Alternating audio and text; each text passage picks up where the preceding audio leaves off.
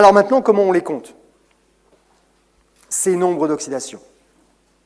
Parce qu'on a vu là, j'ai détaillé, ça a pris un peu de temps pour le faire, mais j'ai détaillé pour le faire. Il y a des cas qui sont extrêmement simples. Quand on a affaire à des atomes, adhésion simple, ça vous verrez, ça ne pose aucun problème. On commence à avoir des soucis quand on a affaire aux molécules ou aux ions complexes. Ah oui, là.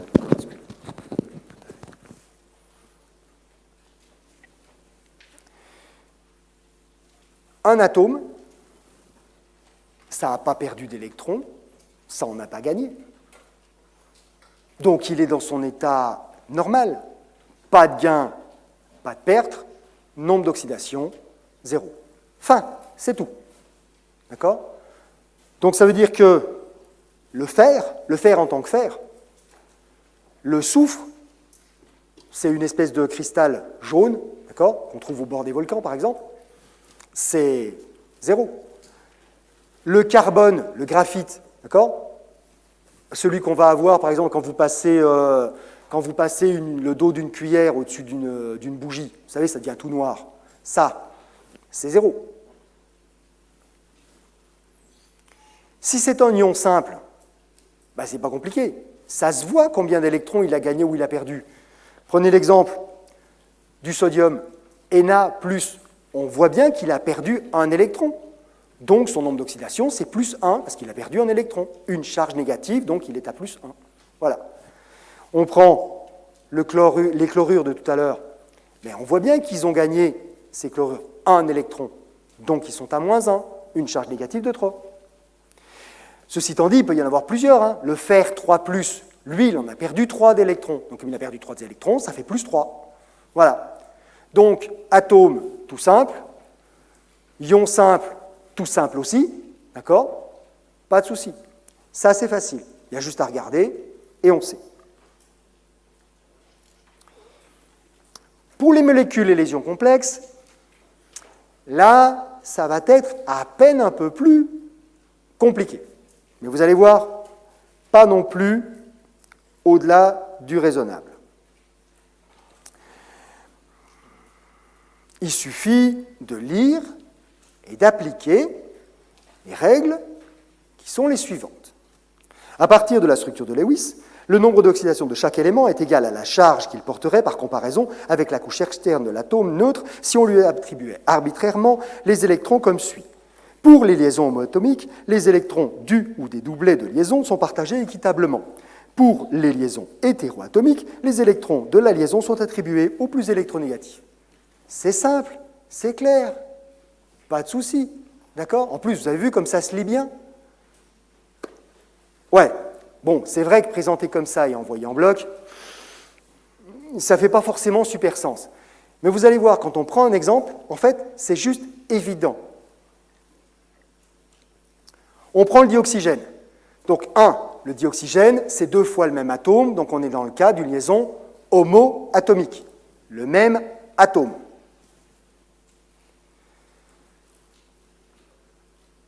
On doit construire, c'est écrit dans le texte, la structure de Lewis de cette molécule.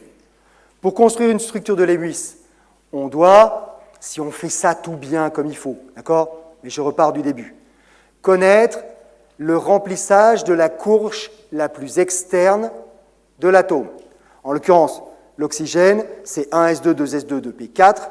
Donc on a, sur la couche la plus externe, la couche numéro 2, 6 électrons. On a 2 doublets, 2 électrons qui sont appariés, et 2 électrons qui sont célibataires. Et on en a 2. Les électrons célibataires, ils ne sont pas contents d'être célibataires.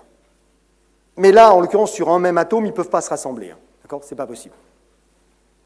Mais si on lui en présente un deuxième d'atome, qui lui aussi a 2 électrons célibataires, eh bien les deux peuvent partager leurs électrons célibataires et donc former une double liaison.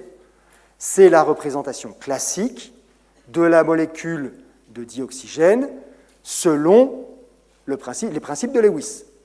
D'accord? Chacun des petits traits que vous avez là représente 2 électrons, un doublet électronique. Donc on a 2 doublets électroniques pour les 2 liaisons Et vous voyez qu'il y a également 4 doublets qui ne participent pas aux liaisons et qu'on appelle des doublets libres. D'accord ? Simplement qui sont là parce que on a ces électrons-là, ils sont disponibles. Ça rend cette molécule-là très riche en électrons, déjà, naturellement, puisque ces électrons sont éventuellement disponibles pour former des liaisons ensuite. Si je coupe en deux cette molécule,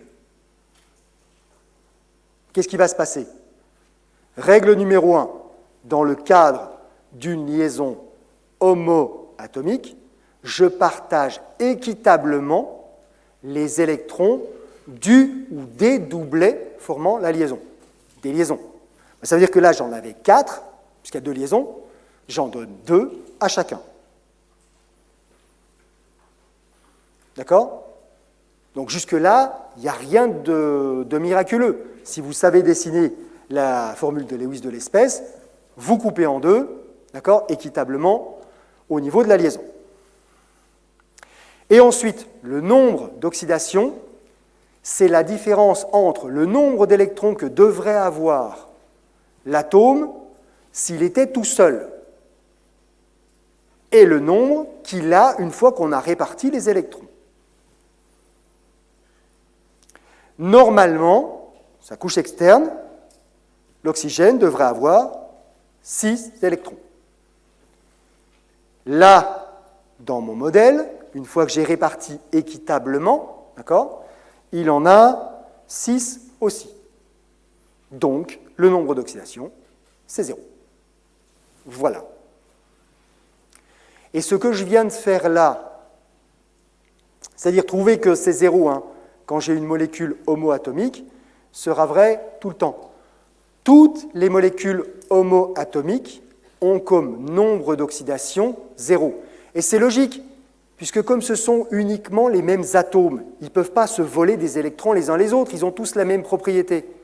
Donc dès l'instant où vous avez une molécule homo-atomique, elle a, chaque élément qui la compose, a un nombre d'oxydation qui est égal à 0. D'accord ? Donc ça veut dire que c'est vrai ici pour le dioxygène, mais si vous savez ce que c'est que l'ozone, par exemple, O3, l'ozone O3 est aussi au niveau d'oxydation 0 parce qu'il n'y a que de l'oxygène à l'intérieur. OK ? Vous savez ce que c'est que le graphène ou les fullerènes, ces molécules, vous savez, qui sont tout à plat, d'accord, qui forment un film complet uniquement d'atomes de carbone, ou alors en tubes, les nanotubes de carbone, ou des molécules qui ressemblent à des ballons de football qu'on appelle les footballènes. D'accord ? Il n'y a que du carbone à l'intérieur. Donc, comme il n'y a que du carbone, mais il peut y en avoir beaucoup, plusieurs dizaines, voire plusieurs milliers d'atomes qui forment une seule molécule. Dans ces espèces-là, d'accord, c'est que du carbone, donc le carbone est au niveau d'oxydation 0 dans ces molécules. Voilà. Puisqu'il n'y a que du carbone. Et ce n'est pas la peine de faire le calcul. Il n'y a que du carbone, enfin, il n'y a qu'un seul élément, donc nombre d'oxydation égale 0. Point. C'est réglé.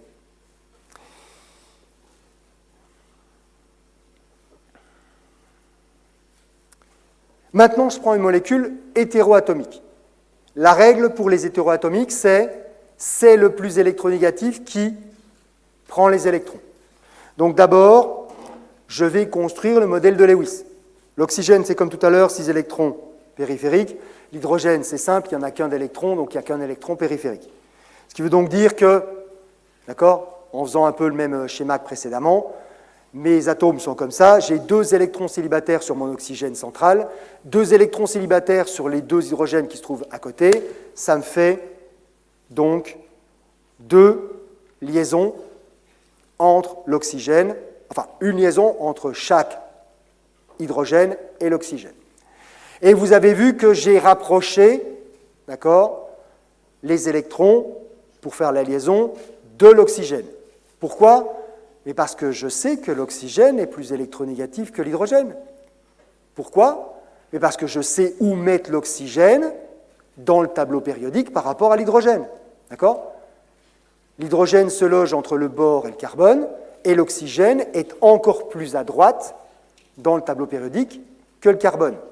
Donc l'oxygène est plus électronégatif que le carbone. Les électrons seront plutôt du côté de l'oxygène. Ce que je pourrais aussi symboliser de cette manière-là, en représentant les deux liaisons hydrogène-oxygène comme étant dirigées, sous-entendu, les électrons sont plus près de l'atome central que des deux atomes périphériques. Et donc maintenant, quand je casse ces liaisons, virtuellement, d'accord, j'attribue les électrons à l'atome le plus électronégatif, donc à l'oxygène. Maintenant, je peux calculer le nombre d'oxydations. Donc d'abord, le nombre d'oxydations de l'oxygène. C'est comme tout à l'heure, hein. Normalement, l'oxygène, il a 6 électrons périphériques. Ça n'a pas changé entre-temps, hein, c'est le même. Mais cette fois-ci, dans le modèle que j'ai construit, autour de mon oxygène central, j'ai 2, 4, 6, 8 électrons. 2 de plus, les 2 qui ont été volés à l'hydrogène. Donc, un nombre d'oxydation égal à moins 2. Pour l'hydrogène, je pense que vous avez tous compris, normalement, il devrait en avoir 1. Dans les faits, puisque je l'ai dépouillé, il en a 0, donc il est à plus 1. Voilà. Donc vous voyez qu'effectivement, la règle énoncée, elle a l'air compliquée. Mais finalement, ce n'est pas très compliqué, il suffit de faire des petits dessins, quoi, et puis de compter le nombre d'électrons qui restent. Et quelque part, dans cette règle-là, la partie la plus complexe, ce n'est pas celle de calcul des nombres d'oxydation, c'est plutôt d'arriver à construire la formule de Lewis qui va bien. Ça, c'est un peu plus compliqué. D'accord ?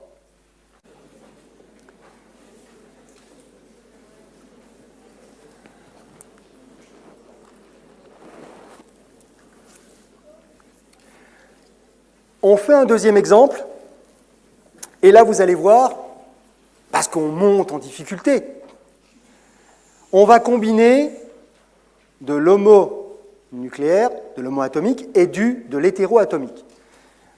On reste sur une molécule super simple, H2O2, l'eau oxygénée, d'accord ? Enfin, son vrai nom, c'est peroxyde d'hydrogène, mais tout le monde le connaît sous forme d'eau oxygénée. Là, j'y vais directement, d'accord ? Je ne fais pas le détail, on a déjà vu quels étaient les environnements électroniques de chacune de ces espèces, donc on va y aller directement, d'accord ? On se retrouve ici avec les liaisons hydrogène-oxygène qui sont orientées vers l'oxygène parce que l'oxygène est plus électronégatif, d'accord ? Par contre, et vous avez dû réaliser, la liaison oxygène-oxygène centrale, c'est une liaison homoatomique, donc elle n'a pas de direction, d'accord ? Elle est parfaitement équilibrée entre les deux atomes. Et puis, autour de nos oxygènes, si on veut être complet, on a pour chacun des oxygènes 2 doublés libres qui restent à proximité, ça ne change pas. Donc la seule différence fondamentale qu'il y a entre cette molécule-là et la précédente, donc entre l'eau oxygénée et l'eau normale, c'est qu'on a cette liaison oxygène-oxygène. Et maintenant, on coupe. Et histoire de bien montrer les choses, je change ma représentation, je l'aime bien aussi celle-là, d'accord ? Histoire de montrer, c'était facile tout à l'heure, j'avais juste à couper comme ça, j'avais pas besoin de faire des ensembles, mais là, comme c'est un peu plus long, c'est pas plus mal de bien séparer. Vous pouvez faire simplement des bulles aussi, hein, ça marche très bien les bulles, ok ? Cet oxygène-là, premier oxygène, du côté de l'hydrogène, il est plus électronégatif, il a pris les 2 électrons. Mais du côté de l'autre oxygène, c'est homoatomique, partage équitable, 1 électron pour chacun. D'accord ? Et ce que je vois graphiquement ici, parce que j'ai eu une partie de ma liaison que j'ai incluse dans ma parenthèse, dans ma bulle. Ce qui veut dire que là maintenant, quand je fais mon décompte d'électrons, j'ai juste à regarder ce que j'ai. D'accord ? Chaque trait, c'est un électron. Un bout de trait, c'est 2 électrons. Un bout de trait, c'est un électron. Et je fais mon compte. Je fais le reste, hein, aussi bien entendu. Le deuxième atome d'oxygène, c'est la même chose. Les 2 atomes d'hydrogène, ils ont perdu leurs électrons, donc il n'y a pas de bout de trait à l'intérieur. Ça fait donc 2, 4, 6, 7 pour l'oxygène et 0 pour l'hydrogène. Évidemment, la molécule est symétrique, c'est exactement la même chose de l'autre côté. D'accord ? Il n'y a pas de raison que ce soit différent. Donc le nombre d'oxydation de l'oxygène maintenant, ce sera les 6 électrons normaux d'accord, quand c'est l'atome d'oxygène, et c'est les électrons périphériques de l'atome d'oxygène, moins les 7 que je viens d'obtenir quand j'ai fait ma répartition électronique. Ce qui fait cette fois-ci moins 1. Tout à l'heure, j'avais moins 2. Mais tout à l'heure, je n'avais pas de liaison homoatomique. Oxygène-oxygène. L'eau oxygénée est donc une espèce dans laquelle l'oxygène n'est pas à moins 2, comme d'habitude, hein, comme on l'avait précédemment, mais à moins 1. Voilà. Pour l'hydrogène, ça ne change rien. De toute façon, il a perdu ses électrons, lui. D'accord ? Il n'est pas en contact avec les deux, donc ça restera à plus 1 aussi. Vous voyez que ce n'est pas beaucoup plus compliqué. Ça ne change pas grand-chose.